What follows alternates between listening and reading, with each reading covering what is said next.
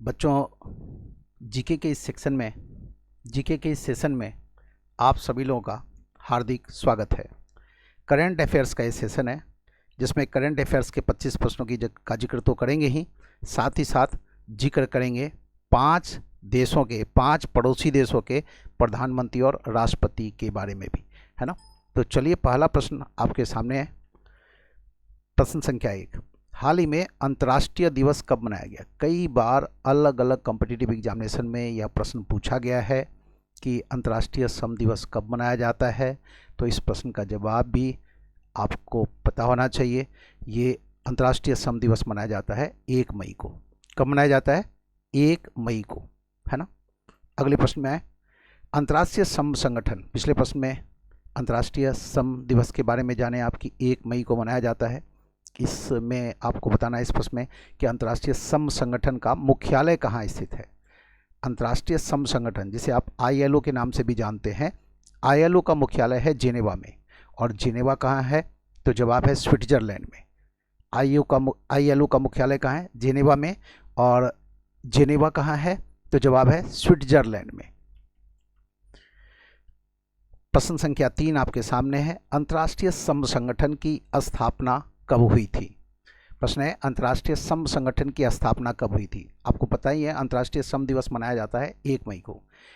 और पिछले प्रश्न में देखिए आपकी ILO का जो हेडक्वार्टर है वो जेनेवा में है, जेनेवा स्विट्जरलैंड में है।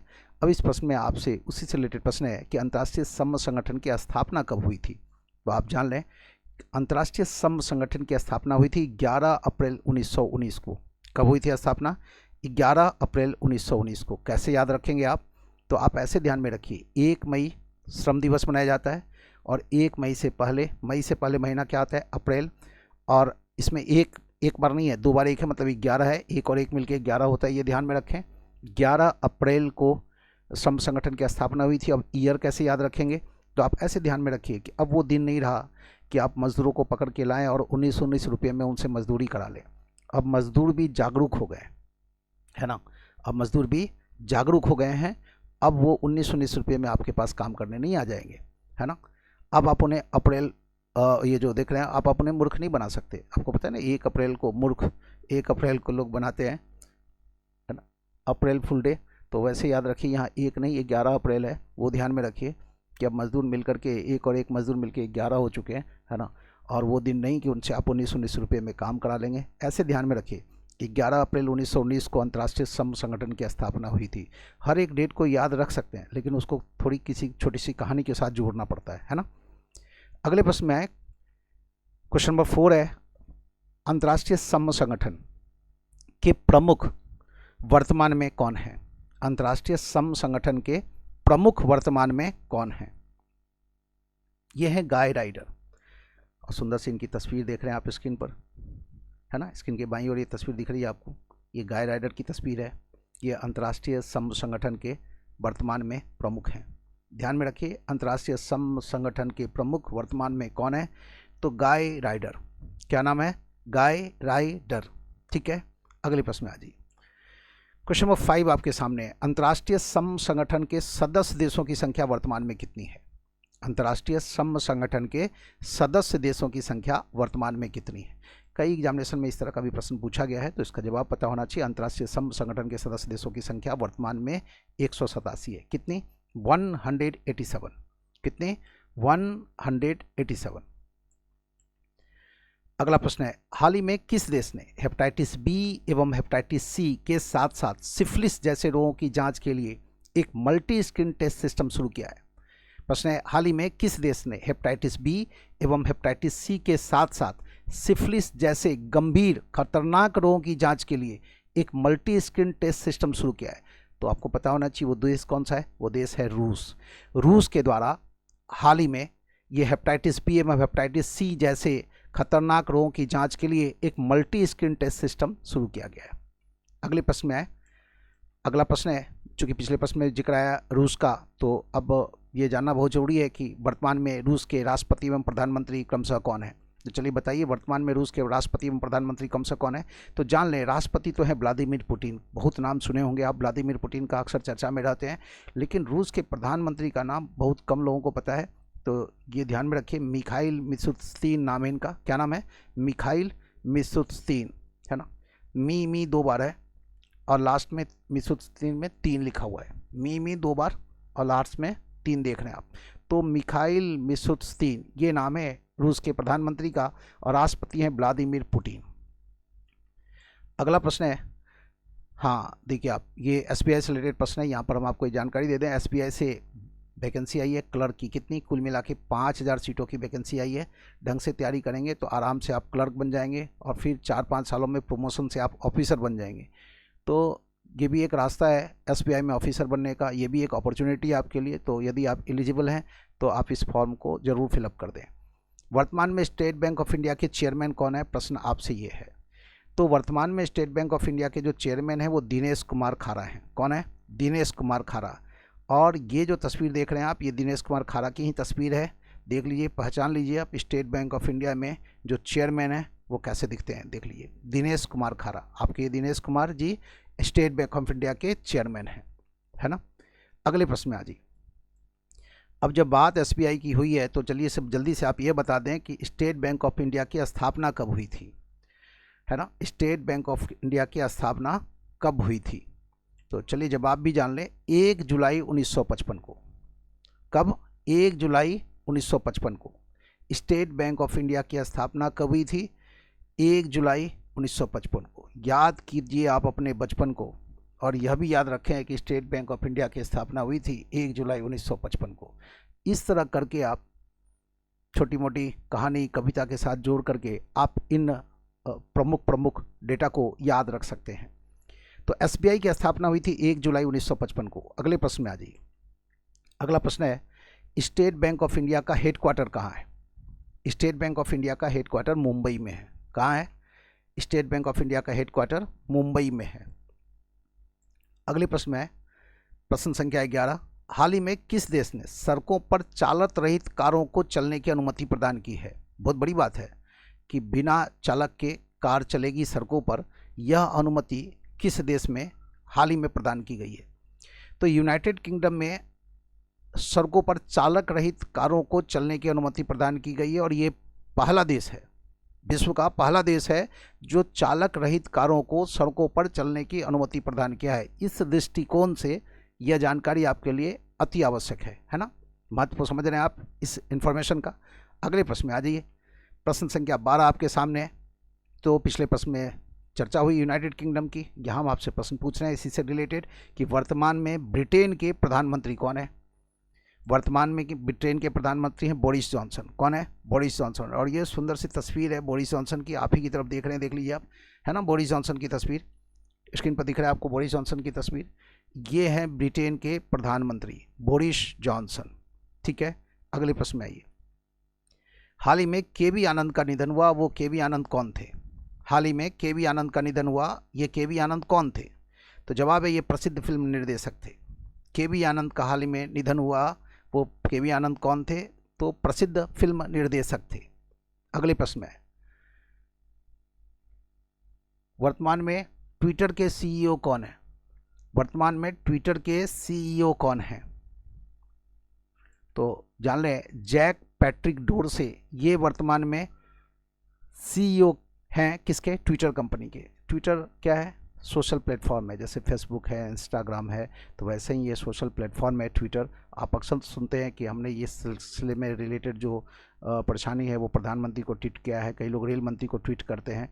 तो ट्वीट करना ये कहाँ होता है? ये ट्विटर पर होता है। और ये महाशय जो हैं ये सीईओ हैं, जैक पैट्रिक डोरसे। सुंदर सी तस्वीर देख रहे हैं आप जैक पैट्रिक डोरसे की, कितने यंग है सोचिए आप। इस उम्र में तो हमारे यहाँ बच्चे फेसबुक इस्तेमाल करना सीखते हैं, ट्विटर इस्तेमाल कैसे करते हैं वो सीखते हैं। और ये देख लीजिए आप, विदेशी लोग इस उम्र में ट्विटर जैसे सोशल प्लेटफॉर्म तैयार कर देते हैं, है ना, कमाल की बात। तो और ये भी जान लीजिए इन जैक पैट्रिक डोरसे के बारे में, ये सीईओ तो है ही, ट्विटर के जो 4 प्रमुख संस्थापक हैं उसमें जैक पैट्रिक डोरसे की भी गिनती होती है। ट्विटर के जो 4 प्रमुख संस्थापक हैं उसमें जैक पैट्रिक डोरसे की भी गिनती होती है। तो देख लीजिए आप इस उम्र में कितनी बड़ी उपलब्धि है ना, कमाल की बात। अगले प्रश्न में आते हैं। क्वेश्चन नंबर 15 है, वो 2 बार 13 दिख रहा था आपको, उसमें से एक 13 था, एक 14 था, है ना। कोई नहीं, क्वेश्चन नंबर 15 आपके सामने है। वह अमेरिकी कंपनी कौन सी है जो भारत को $10 मिलियन की आपातकालीन सहायता प्रदान करेगी? वह अमेरिकी कंपनी कौन सी है जो भारत को $10 मिलियन, 1 मिलियन होता है 10 लाख का, और ये कितना है, $10 मिलियन है, मतलब 1 करोड़ हो गया, इतना आपातकालीन सहायता प्रदान करेगी, है ना।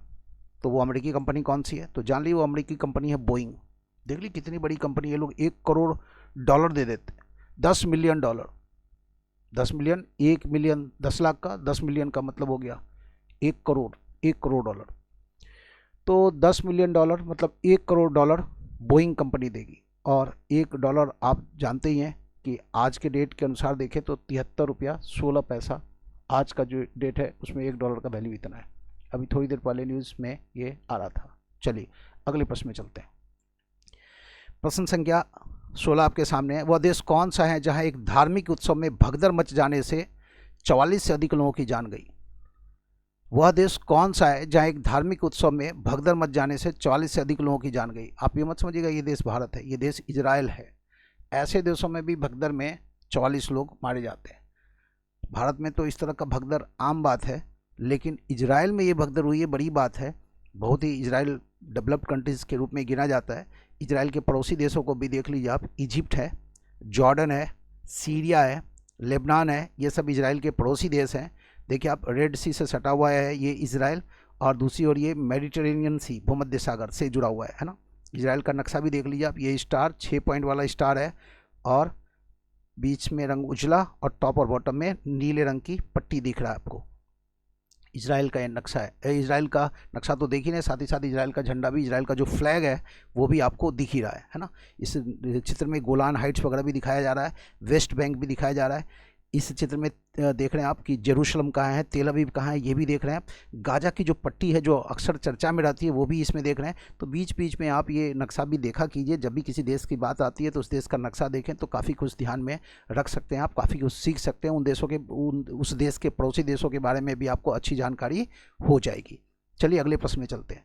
चूँकि बात इजराइल की हुई है तो यहाँ पर यह जान लेना बहुत ज़रूरी है कि इजराइल के राष्ट्रपति एवं प्रधानमंत्री फिलहाल कौन है। इजराइल के राष्ट्रपति और प्रधानमंत्री फिलहाल कौन हैं? तो जान लीजिए आप, इजराइल के जो राष्ट्रपति हैं वो हैं रियूवेन रिवलिन। क्या नाम है इनका? रियूवेन रिवलिन। रियूवेन रिवलिन ये राष्ट्रपति हैं। और प्रधानमंत्री तो आप देख रहे हैं आप, बेंजामिन नेतन्याहू नाम लिखा हुआ है, काफ़ी प्रसिद्ध व्यक्ति हैं, काफ़ी लोग जानते हैं इनको। बेंजामिन नेतन्याहू ये प्रधानमंत्री हैं, अपने मोदी जी के दोस्त भी हैं, है ना। और इजराइल के प्रधानमंत्री हैं बेंजामिन नेतन्याहू। इजराइल के राष्ट्रपति का नाम सब लोगों को ध्यान में नहीं रहता, और आजकल एग्जाम में कुछ ऐसा ही पूछ लिया जाता है जो लोग ध्यान में नहीं रखते। तो ये है रियूवेन रिवलिन। गौर से देख लीजिए, इसमें 2 बार आर है, 2 बार आर है। रियूवेन आर से शुरू हो गया और फिर रिवलिन।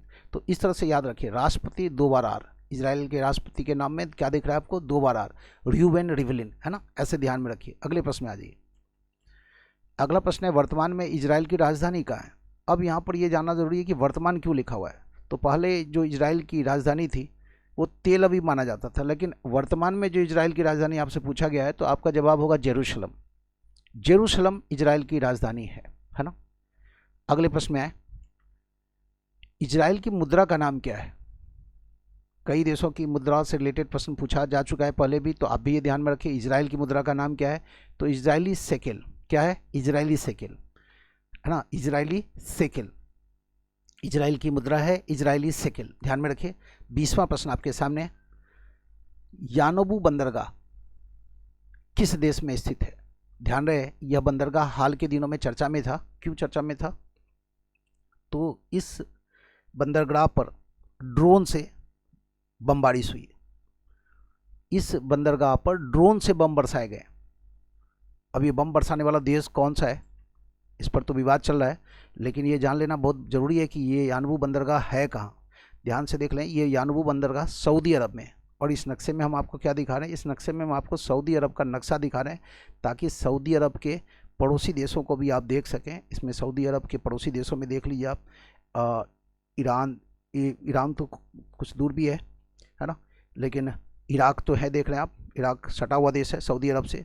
इराक है, जॉर्डन है ना, और रेड सी देख रहे हैं आप, सऊदी अरब की एक तरफ तो रेड सी है, है ना।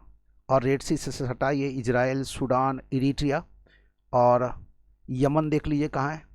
यमन के हूती विद्रोहियों की चर्चा हमेशा होती है ना, अक्सर ये न्यूज में रहता है। तो ये देख लीजिए यमन कहाँ है, ओमान कहाँ है ना। ओमान में कई भारतीय लोग काम करते हैं। दुबई भी दिख रहा है आपको इस नक्शे में। तो बीच बीच में इन देशों के नक्शे को भी देखा कीजिए। रियाद भी दिख रहा है ठीक सऊदी अरब में, बीच में देखें आप, स्टार से दिख रहा है रियाद, है ना। तो यानुबू बंदरगाह किस देश में स्थित है? तो जवाब है सऊदी अरब में है। चर्चा में था ये बंदरगाह, वजह यह कि इसमें ड्रोन से बम बरसाए गए थे इस बंदरगाह पर। अगले प्रश्न में आ जाइए। सऊदी अरब की राजधानी कहाँ है? सऊदी अरब की राजधानी कहाँ है? जवाब है रियाद। सऊदी अरब की राजधानी कहाँ है? जवाब है रियाद। अगले प्रश्न में है, अगला प्रश्न है सऊदी अरब की मुद्रा का नाम क्या है? तो सऊदी अरब की मुद्रा है रियाल। क्या है? Saudi riyal. सऊदी अरब की मुद्रा का नाम सऊदी रियाल है ना। अगले प्रश्न में है, किस राज्य ने हाल ही में कोरोना वॉरियर्स स्कीम की शुरुआत की है? महत्वपूर्ण प्रश्न है, आपके पेपर में मिल सकता है कभी भी, किसी दूसरे एग्जाम में भी। किस राज्य ने हाल ही में कोरोना वॉरियर्स स्कीम की शुरुआत की है? तो कोरोना वॉरियर्स स्कीम की शुरुआत की गई है मध्य प्रदेश के द्वारा। मध्य प्रदेश के मुख्यमंत्री, मध्य प्रदेश के राज्यपाल का भी नाम याद रखें आप, ज़्यादा अच्छा रहेगा। 24 नंबर प्रश्न में आ जाइए। ऑक्सीजन आपूर्ति श्रृंखला पर गठित CII टास्क फोर्स का प्रमुख किसे बनाया गया है? ऑक्सीजन आपूर्ति श्रृंखला पर गठित CII टास्क फोर्स का प्रमुख किसे बनाया गया है? तो जवाब है शेष गिरी राव को। ऑक्सीजन की काफ़ी कमी हो गई है, ऐसा लगता है ऑक्सीजन नाम मात्र का शेष बच गया है, तो इसी शेष से आप याद रखिए शेष गिरी राव। ऑक्सीजन का इन दिनों भाव भी बढ़ गया है, तो ये जो लास्ट में राव है और ऑक्सीजन का बढ़ गया भाव, ऐसे इसको याद रख सकते हैं, शेष गिरी राव, है ना। और मृत्यु दर कम होने की बजाय और ज़्यादा बढ़ गया है, लेकिन यहाँ पर बीच में गिरी देख रहे हैं आप, है ना, ठीक उल्टा है, बढ़ना और ये गिर जाना। तो शेष गिरी राव ऐसे याद रखिए, ऑक्सीजन शेष बचा हुआ है कम, ऑक्सीजन का बढ़ गया भाव, शेष गिरी राव। ऑक्सीजन आपूर्ति श्रृंखला पर गठित CII टास्क फोर्स का प्रमुख किसे बनाया गया है? शेष गिरी राव को। कैसे याद रखना है ये बता ही दिए। 25 नंबर प्रश्न में आ जाइए। 1 मई को किस राज्य का स्थापना दिवस मनाया जाता है? पहले प्रश्न में आपसे पूछे थे अंतर्राष्ट्रीय श्रम दिवस कब मनाया जाता है? जवाब था 1 मई। ये जो प्रश्न है 25वां प्रश्न, लास्ट वाला जो प्रश्न है उसी 1 मई से रिलेटेड है। 1 मई को किन राज्यों का स्थापना दिवस मनाया जाता है? तो ध्यान में रहे, 1 मई को गुजरात और महाराष्ट्र ये 2 राज्य हैं जिनका स्थापना दिवस मनाया जाता है। तो 1 मई को किन राज्यों का स्थापना दिवस मनाया जाता है? जवाब है वो 2 राज्य हैं, गुजरात और महाराष्ट्र। 1 मई मजदूर दिवस है ना, और मजदूर भाग के जाते हैं, ज़्यादातर मजदूर भाग के कहाँ जाते हैं? गुजरात और महाराष्ट्र की तरफ, अपने काम की तलाश में जाते हैं। तो ऐसे याद रखिए 1 मई का संबंध मजदूर से, मजदूर भाग के जाते हैं गुजरात और महाराष्ट्र। गुजरात और महाराष्ट्र इन 2 राज्यों का स्थापना दिवस मनाया जाता है 1 मई को। कब? 1 मई को। अब कुछ देशों के बारे में जान लेते हैं। पहले तो जान लें पाकिस्तान के बारे में, फिर बात करेंगे बांग्लादेश और अन्य देशों के बारे में। पाकिस्तान, जैसा कि पता है आपको, पाकिस्तान की राजधानी इस्लामाबाद है। पाकिस्तान की मुद्रा क्या है? तो पाकिस्तानी रुपया है। पाकिस्तान में प्रधानमंत्री कौन है? इमरान खान है। प्रसिद्ध क्रिकेटर इमरान खान इन दिनों प्रधानमंत्री हैं पाकिस्तान के। और पाकिस्तान के राष्ट्रपति कौन है? आरिफ अलवी। कौन है? आरिफ अलवी। पाकिस्तान के राष्ट्रपति हैं आरिफ अलवी, प्रधानमंत्री इमरान खान, पाकिस्तान की मुद्रा रुपया, पाकिस्तान की राजधानी इस्लामाबाद। अब आ जाइए बांग्लादेश के बारे में जान लें। बांग्लादेश अपने पड़ोसी देशों में से एक देश बांग्लादेश भी है। राजधानी है ढाका। बांग्लादेश की मुद्रा है बांग्लादेशी टाका। प्रधानमंत्री शेख हसीना, राष्ट्रपति अब्दुल हामिद। देश बांग्लादेश के बारे में जानना है आपको। बांग्लादेश की राजधानी ढाका, बांग्लादेश की मुद्रा बांग्लादेशी टाका, प्रधानमंत्री शेख हसीना, राष्ट्रपति अब्दुल हामिद। राष्ट्रपति कौन? अब्दुल हामिद। अब आप नेपाल के बारे में जान लें। नेपाल की राजधानी काठमांडू, मुद्रा है नेपाली रुपया। नेपाल के प्रधानमंत्री हैं KP शर्मा ओली और नेपाल की राष्ट्रपति हैं विद्या देवी भंडारी। नेपाल के बारे में जान लें। नेपाल की राजधानी काठमांडू, नेपाल की मुद्रा नेपाली रुपया, नेपाल के प्रधानमंत्री KP शर्मा ओली और नेपाल के राष्ट्रपति विद्या देवी भंडारी। अब अगले देश के बारे में जान लें। अगला देश है श्रीलंका।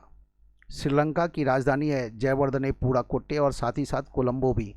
ध्यान रहे, जयवर्धनेपुराकोट्टे लेजिस्लेटिव कैपिटल के रूप में जाना जाता है और कोलंबो एग्जीक्यूटिव और जुडिशियल कैपिटल के रूप में जाना जाता है। ध्यान रहे, जयवर्धनेपुराकोट्टे लेजिस्लेटिव कैपिटल के रूप में जाना जाता है। जयवर्धने जब आप लिखते हैं तो जे से शुरू होता है, तो जे के बाद एक लेटर स्किप करें, के स्किप करें, बचा उसके बाद आता है एल।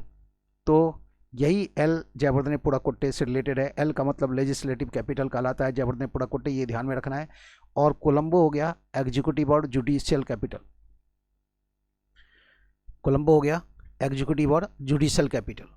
श्रीलंका की मुद्रा है श्रीलंकन रुपया। श्रीलंका के प्रधानमंत्री हैं महिंद्रा राजपक्षे और राष्ट्रपति है गोटाबाया राजपक्षे। श्रीलंका के प्रधानमंत्री महिंद्रा राजपक्षे और राष्ट्रपति गोटाबाया राजपक्षे। और अच्छी बात यह है कि ये दोनों सगे भाई हैं, महिंद्रा राजपक्षे और गोटाबाया राजपक्षे। तो कितना कमाल की बात है कि किसी घर का एक व्यक्ति, एक भाई प्रधानमंत्री है और दूसरा भाई क्या है, राष्ट्रपति है ना। डेमोक्रेटिक कंट्री में ऐसा होना बड़ी बात है। महिंद्रा राजपक्षे प्रधानमंत्री हैं और गोटाबाया राजपक्षे राष्ट्रपति हैं श्रीलंका के। मुद्रा है श्रीलंकन रुपया। राजधानी जयवर्धनेपुराकोट्टे और कोलंबो। जयवर्धनेपुराकोट्टे लेजिस्लेटिव कैपिटल है और कोलंबो एग्जीक्यूटिव और जुडिशियल कैपिटल है। चलिए आगे बढ़ते हैं। और ये देश है भूटान। पाकिस्तान के बारे में जाने आप, बांग्लादेश के बारे में जाने, नेपाल और श्रीलंका के बारे में जाने। और ये 5वां देश है। इसके बाद ये क्लास ख़त्म हो जाएगी। तो फिलहाल इस मतलब सेशन का ये लास्ट स्लाइड है, ठीक से देख लें आप। भूटान की राजधानी थिम्पू। बहुत छोटा सा नाम है, कितना सुंदर सा नाम है। लेकिन भूटान की जो मुद्रा है, थिम्पू तो सब लोग जानते भी हैं, भूटान की जो मुद्रा है इसका नाम बहुत कम लोग जानते हैं। नगुल्ट्रम कहलाता है। क्या कहलाता है? नगुल्ट्रम। भूटान की आप मुद्रा किसी से पूछ लीजिए तो उनकी बत्ती गुल हो जाती है। क्या हो जाती है? बत्ती गुल हो जाती है। इसी गुल बत्ती से याद रखिए नगुल्ट्रम, कि भूटान की मुद्रा किसी से पूछ दें तो बत्ती हो जाती है गुल। भूटान की मुद्रा क्या है? नगुल्ट्रम। ये गुल याद रखिए, नगुल्ट्रम। प्रधानमंत्री है लोते तसेरिंग। प्रधानमंत्री कौन है? लोते तसेरिंग। और भूटान के राजा कौन है? भूटान के राजा हैं जिग्मे खेसर वांगचुक। भूटान के राजा कौन है? जिग्मे खेसर वांगचुक। प्रधानमंत्री कौन है? लोते तसेरिंग। भूटान की मुद्रा क्या है? नगुल्ट्रम। राजधानी भूटान की थिम्पू। तो ये था अंतिम स्लाइड। तो आपको थैंक्स करना नहीं भूलेंगे कि आप अपना टाइम निकाल के ये वीडियो वॉच किए, अच्छा लगा। और क्या ये वीडियो आपके लिए उपयोगी रहा? यदि हाँ तो कमेंट में 2 लाइन ज़रूर लिखिए। इससे आपकी लिखने की जो क्षमता है वो भी विकसित होगी और आप जो कुछ भी लिखेंगे इससे हमारा उत्साह भी बढ़ेगा। यदि कोई आलोचना करनी हो तो वो भी लिखने के लिए आप बिल्कुल स्वतंत्र हैं, क्योंकि उन आलोचनाओं से भी काफ़ी कुछ सीखने को मिलेगा, काफ़ी फ़ायदा मिलेगा। किसी प्रकार की कमी दिखती हो तो वो भी ज़रूर बताएं। और बस आज के सेशन में इतना ही। आराम कर लें आप।